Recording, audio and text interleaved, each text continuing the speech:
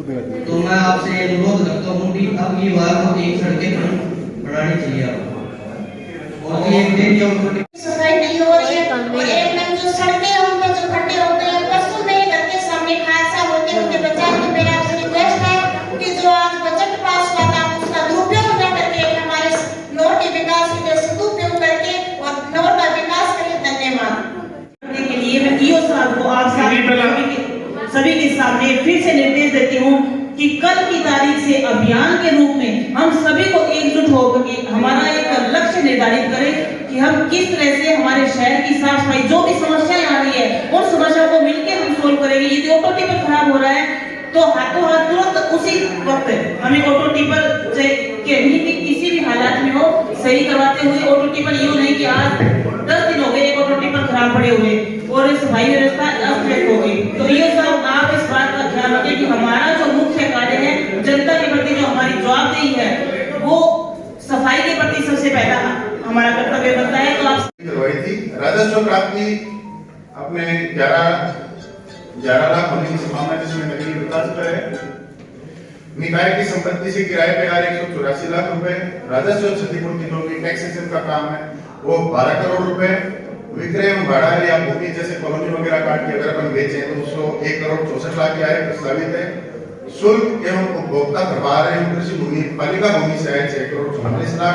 सरकार द्वारा जो अनुदान प्राप्त होंगे उनमें 3.5 करोड़। अन्य नगर पालिका की मद से आय 1 करोड़ 10 लाख और अन्य पूंजीगत प्राप्तियां 29 करोड़ 30 लाख।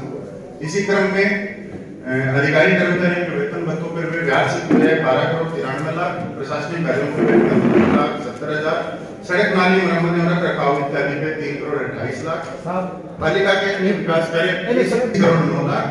विभिन्न अन्य योजनाओं से प्राप्त अनुदान राशि जैसे स्वच्छ भारत मिशन हुआ, पार्कों का या सौंदर्यीकरण के ऊपर में हुआ, ये भी 18 करोड़ रुपए का प्रावधान इस बजट में प्रस्तावित है और अंतिम शेष 34 करोड़ 56 लाख रुपए रहना संभावित है। तो इस तरह 89 करोड़ 10,26,000 का बजट मैं सदन के समक्ष पास करने बिखरे शूल न हो वो नाविक क्या नाविक की धैर्यता का जब धाराएं प्रतिकूल न हो।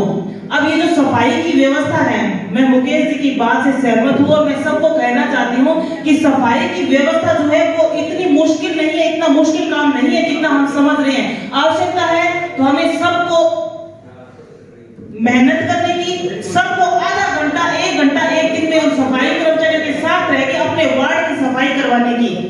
हम घर पे बैठे बैठे सोचते हैं कि सफाई कर्मचारी आए हमारे वार्ड को चकनाचक करके चला जाए, तो ये तब तक संभव नहीं होगा जब तक हम उनके साथ एक्टिव रहकर कार्य नहीं करेंगे। मेन जो मुद्दा है कि सफाई कर्मचारी प्रॉपर नहीं आ रहे, सफाई कर्मचारी नहीं आ रहे। समस्या ऑटो टिपर की नहीं है, समस्या ट्रैक्टर की नहीं है, व्हीकल्स की नहीं है, समस्या है कि सफाई कर्मचारी दोनों टाइम नहीं आ रहे।